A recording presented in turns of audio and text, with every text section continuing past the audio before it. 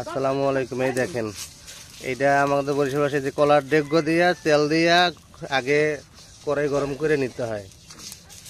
আমাদের বরিশালের ভাষায় এটারে বলা হয় সিদের রুটি পিঠা।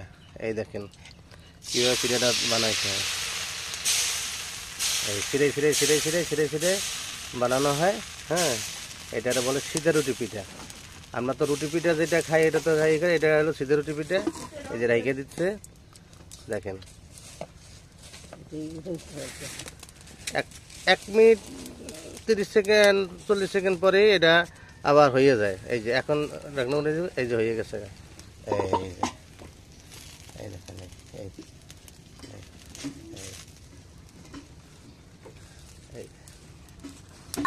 এই দেখেন, এই যে এইভাবে আপনার এগুলো সাজাই সাজাই রাখা হয়। এই 3 কোনা করে এইটা খুললে এই যে দেখেন একটা রুটি পিঠের মতন, যেরকম রুটি পিঠে করে এই যে খুললে একবার রুটি পিঠের মতন। এই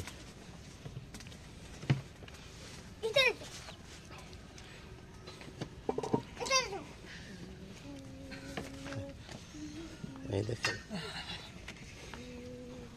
প্রতিটা পিঠা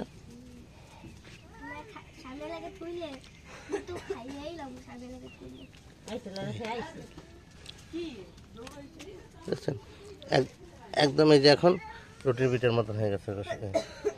এই যে গরম গরম বানাইছে। এই যে এই দেখেন, এই যে জয়েন লাগিয়ে গেছে, দেখছেন জয়েন লাগে গরম গরম না, শুধু সাথে সাথে জয়েন লাগিয়ে যায়। এই জয়েন লাগিয়ে যাওয়ার কারণে এটার খোলা হয় না। তাহলে এই যে হলো সিদের পিঠা।